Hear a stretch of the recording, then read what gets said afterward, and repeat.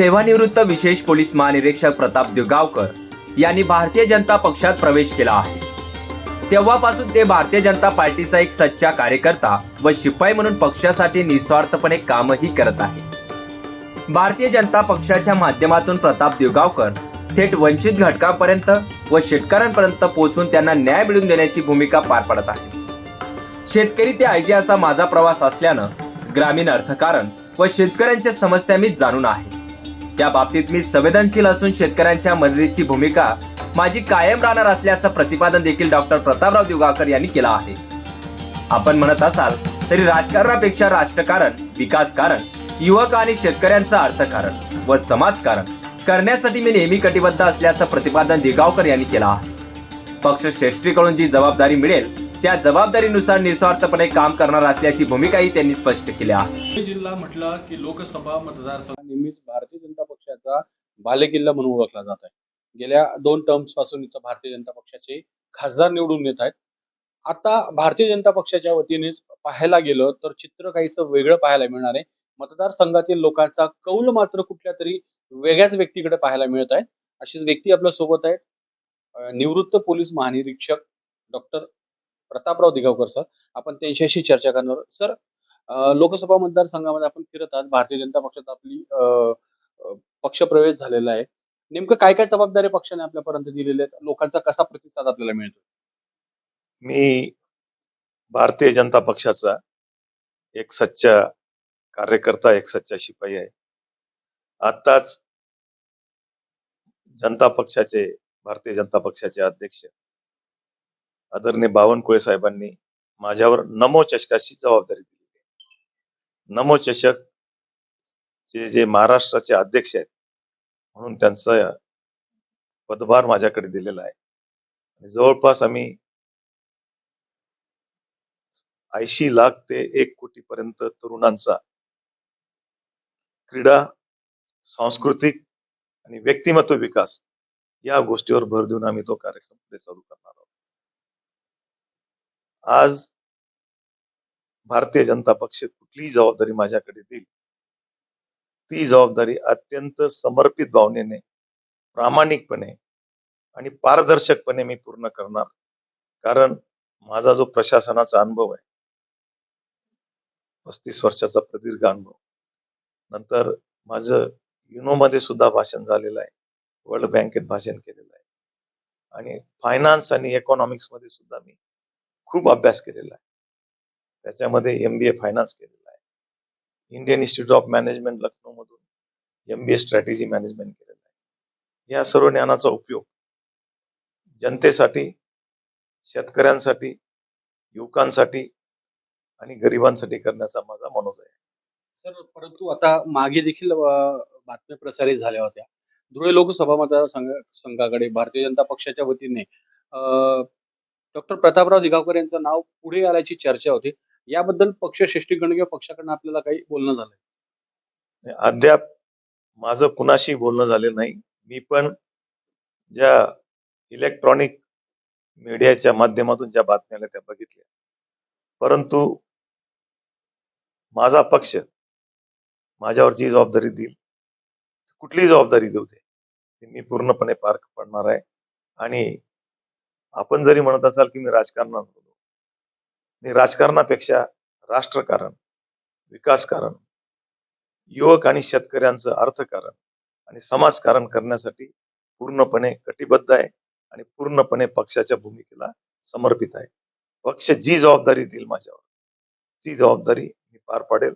परंतु ग्रामीण भागातल्या लोकांच्या मनात सुद्धा, त्यांच्या सुद्धा शेतकऱ्यांच्या, त्यांनी सुद्धा मला बरेच वेळा त्यांनी मनोदय व्यक्त केला की आम्ही सुद्धा सक्रिय राजकारणात येऊन शेतकरी, युवक, महिला यांच्यासाठी काम करावं अशी जनतेची मनोभावना मला दिसून आली.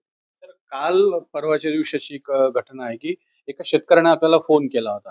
त्यांनी कुठेतरी बातमी वाचली होती की डॉक्टर दिगावकर हे शेतकऱ्यांसाठी कायम तत्पर असतात.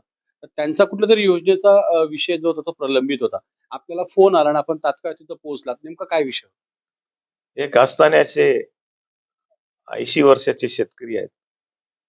त्यांच्याकडे रेशन कार्ड नाही, आधार कार्ड आहे. आणि वृद्धांचं जे पेन्शन आहे ते पेन्शन त्यांना गेल्या 10 वर्षापासून मिळत नव्हतं आणि त्यांना कोणीतरी सांगितलं असेल की प्रताप दिगावकर साहेबांना आपण फोन करा. तर मी ज्यावेळेस मालेगाव वरून धुळ्याला येत होतो त्यावेळेस आस्ताने गावाला मी त्यांच्या ठिकाणी त्यांच्या शेतात भेट दिली आणि त्यांची समस्या जाणून घेतली आणि तात्काळ मी तहसीलदार मालेगाव यांना सुद्धा सांगितलं की तुम्ही अशा जे वृद्ध लोक आहेत ज्यांचा सरकारी कार्यालयापर्यंत त्यांची पोच नाही किंवा ते पोचू शकत नाही अशा लोकांना तुम्ही मदत करा. शासकीय सेवेतून निवृत्त झाल्यानंतर अनेक जण वेगवेगळे प्लॅनिंग करतात, तर अनेक जण बस झालं काम म्हणून विश्रांती घेत असतात. मात्र या सर्व गोष्टींना डॉक्टर प्रताप दिगावकर अपवाद ठरत आहेत. डॉक्टर प्रताप दिगावकर पोलीस सेवेतून निवृत्त झाल्यानंतर त्यांनी गोरगरिबांसाठी काम करण्याचा संकल्प केला आहे. प्रताप दिगावकर यांचा जन्म सामान्य शेतकरी कुटुंबात झाला, त्यामुळे त्यांना शेतकरी व सर्वसामान्यांची जाणीव आहे. शेतकऱ्यांचा प्रश्न एक शेतकरी म्हणून सोडत असल्याचंही त्यांनी सांगितलं आहे. आतापर्यंत त्यांनी अनेकांना पेन्शन योजनेचा लाभ मिळवून दिला आहे, तर 900 जणांना रेशन कार्डचे वाटपही केलंय. निस्वार्थपणे शेतकरी वंचित घटकांसाठी तरुणांसाठी काम करणार असल्याचंही त्यांनी सांगितलं आहे. तर वित्त आणि अर्थशास्त्रामध्ये खूप अभ्यास केला असून त्या ज्ञानाचा उपयोग जनतेसाठी करणार असल्याचंही त्यांनी सांगितलं आहे. जे वृद्ध काळ पेन्शन ते आम्ही चालू केलेलं आहे आणि जवळपास 900 रेशन कार्डचं आम्ही वाटप केलेलं आहे. तर श्री राहुल पवार यांना मी सांगितलं की यांची दखल घ्या आणि 80 वर्षाचे वृद्ध ग्रस्त आहेत त्यांचं वृद्धकाळ निवृत्ती वेतन चालू झालं पाहिजे या संदर्भात मी कालच आदेश दिलेले आहेत आणि लवकरच आम्ही त्यांचं काम करू. कारण माझी जी बांधिलकी आहे शेतात राबणाऱ्या शेतकऱ्यांशी आहे, वृद्धांशी आहे, जे नोकरीसाठी प्रयत्न करतात त्या युवकांशी आहे, जे आमच्या भगिनी महिला त्यांच्याशी. सर, धुळे जिल्ह्यामध्ये काल देखील शिंदखेडा तालुक्यात दबाशी गावात आपण तिथं गेला होता. अनेक लोकांनी आपलं स्वागत केलं, अनेक घोषणा देण्यात आल्या. एकूण या सगळ्या राजकीय चित्राकडे पाहतात, काय नेमकं तुम्हाला वाटतं? तुमच्या प्रतिक्रिया काय आहेत? लोक तुमच्यापर्यंत प्रेमाने येतात, अपेक्षेने येतात. काल देखील दबाशीला मोठा कार्यक्रम. मी शेतकरी ते IPS हा माझा प्रवास आहे आणि शेतीची माझी नाळ बांधलेली आहे.